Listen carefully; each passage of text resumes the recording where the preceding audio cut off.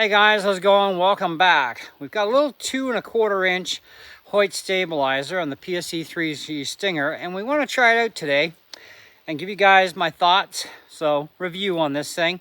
Picked it up from my archery place for $35 Canadian, and he's just like 15 minutes up the road from me, which is fantastic.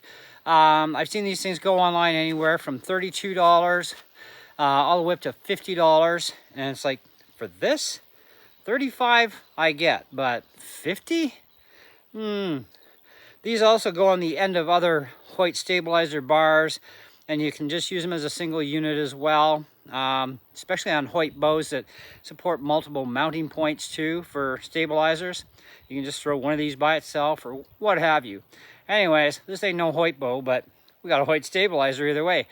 So let me go fire off some rounds, and I'll let you know how the bow feels with this thing on here.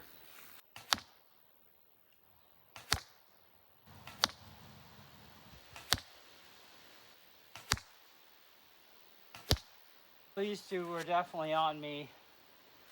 I ended up going a little high. The idea behind a stabilizer, as you know, or if you don't know, removes a lot of vibration from the bow. I'll say that it works. And it helps to stabilize that float pin problem that we have a lot. And I don't really notice that much difference between this one and that big, long, rubbery, ugly thing I had on here. But I don't notice that much difference, okay? I do notice a little bit less vibration, which is actually a good part of that. So it does actually do its job, but yeah, I think that as far as the rest of it goes, you know. Now, I wasn't expecting to hit a bullseye, even though I was aiming for the bullseye every time, because these arrows are far from being absolutely perfect, and that's fine. It's not a big deal. These are just my practice arrows. The bow has already been sighted in, and it's pretty dead on when it comes to my arrows that are actually the same as this, that are all perfect. These are just some that are just minorly not so perfect, we'll say. So it's a minor difference. But I do have 4 of them that are far, far worse. But I definitely got my $35 worth. I think I did okay there. And that's good. It did actually help remove a little bit more vibration from the bow.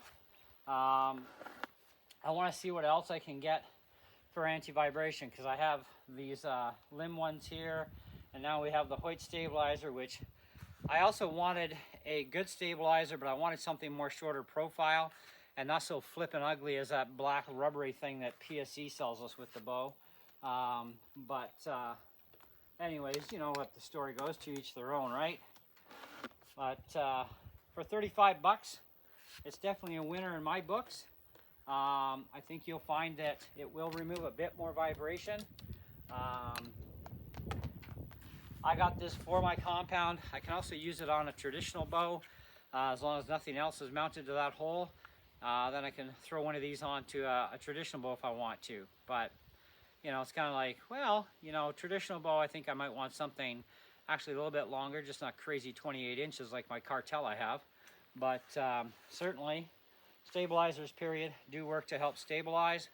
But at the same time, they do remove a lot of that vibration or shock from the bow. And for that side of the fence, I would say I definitely do feel a difference. But as far as my floating of my pin goes, there's not that much difference. If there is, it's not a lot, you know, that I'm really picking up on.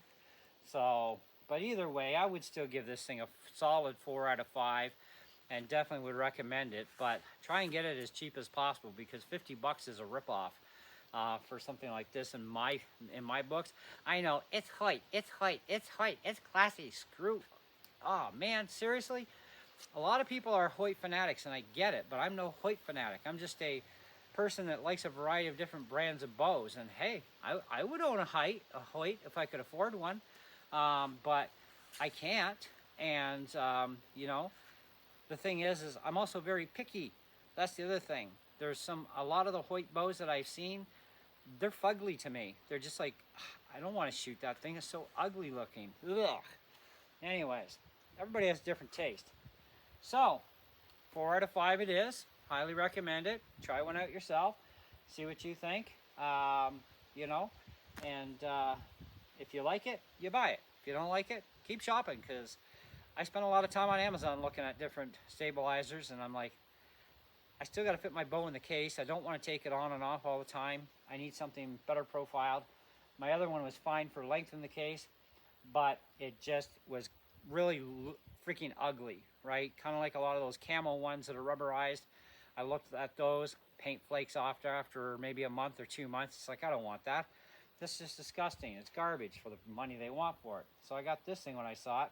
I figured, well, that's worth a shot. Now, one more thing before we go. You can also remove these weights.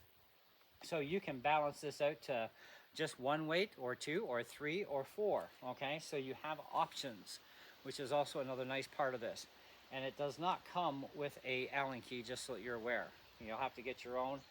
I don't know if it's standard or metric. I haven't even checked yet, but if it's like anything else that's USA made, it's going to be SAE, okay?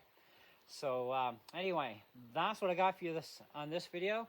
Stay tuned. We do have more videos coming your way today. See ya.